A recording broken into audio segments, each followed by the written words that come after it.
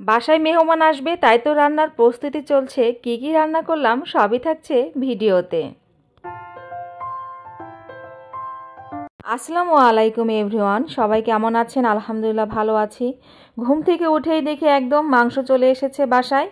তো এই তো আজকে একদম মুখ টুক না ধুয়ে আগে মাংস ঢালতে নেমে গিয়েছি, কারণ মাংস যদি না ঢেলে রাখি মাংসগুলো কিন্তু নষ্ট হয়ে যাবে। তো এই তো মাংসগুলো ঢেলে রাখলাম।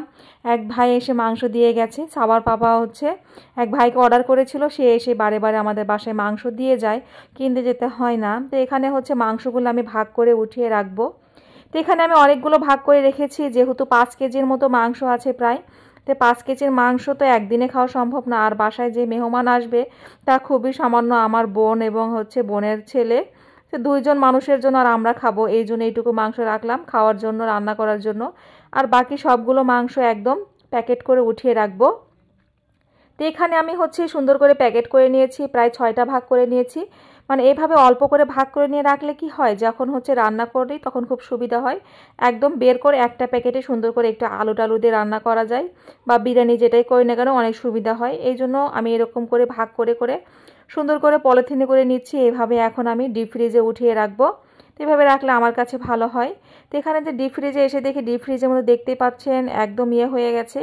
আর আমি কিন্তু ডিপ ফ্রিজে একদম বক্সে করে রেখে দিই। আর বক্সে করে রেখে দিলে কি হয়, আমার জন্য অনেক সুবিধা হয়, কারণ ডিপ ফ্রিজে বক্সে রাখলে নিচে একদম নোংরা কম হয়, পরিষ্কার করার ঝামেলাটাও অনেক কম হয়। তো এখানে আমি যে সবগুলো একটু ফাঁকা করে নিলাম একটা বক্স। তো এখানে এখানে মাংস রেখে দেবো নিচে। তো এইভাবে মাংস রেখে দিলাম। আর একটা লেগ পিস আছে, খাসির লেগ পিস, এটাও একদিন রান্না করব। তো রান্না করা হয়নি, ছাড় বাবা কিনে এনেছিল, রান্না করার সময় পাইনি। তো এখানে সবগুলো মাছ এভাবে সুন্দর করে রেখে দিলাম। এর আগে মাছ কিনে রেখেছিল। তো রান্না করতে গিয়ে দেখি বাটা কষা শেষ হয়ে গেছে, আদা রসুন পেস্ট একদম নাই। তো কী আর করার, এখন আমি 1 কেজি আদার 1 কেজি রসুন ভাবলাম একদম কেটে টেটে নিই, পরিষ্কার করে নিই। তো এর মাঝে রান্না বান্না শেষ করার আগে দেখি ভাগ্নে আর বোন চলে এসে গেছে।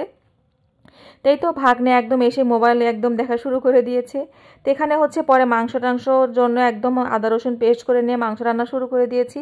আলু দিয়েছি, কারণ আলু ছাড়া আমার মেয়ে খেতে চায় না। আমার মেয়ের 1 পিস আলু হলেও লাগবে, ও আলু অনেক পছন্দ করে, আমারও ভালো লাগে, আমার ছেলেও আলু পছন্দ করে। তো এখানে একটু মাংস কষিয়ে নিয়ে এইভাবে রান্না করলে বেশ মজা লাগে।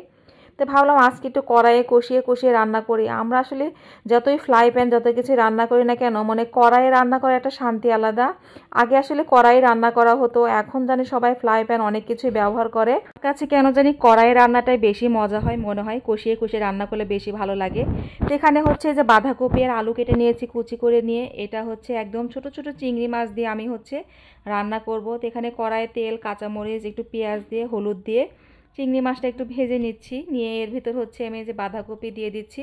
আর যেহেতু আজকেই প্রথম নতুন বাঁধাকপি এনেছিল, এই জন্য বাঁধাকপির সাথে একটু আলু দিয়েছি। বাঁধাকপিটা যেহেতু একদম ছোট, একটু আলু দিলে কি বেশি হয়ে যায়, আলু ছাড়াও বেশ মজা লাগে। তো এখানে বাঁধাকপিতে চিংড়ি মাছটা ভাজি কিন্তু ভীষণ মজা হয়। এই তো বাঁধাকপিতে চিংড়ি মাছ ভাজিটা কিন্তু হয়ে গেছে। আর এই তো এটা কালকের ভিডিও ছিল, কালকে এসেছিল আমার বোন। আজকের ভিডিওটা ছাড়তে পারিনি, এটা বেশি দিলে একসাথে দিলে অনেক লং হয়ে যায়। এই জন্য এই ভিডিওটা আজকের ভিডিওটা কালকে দিব ইনশাআল্লাহ। আল্লাহ হাফেজ।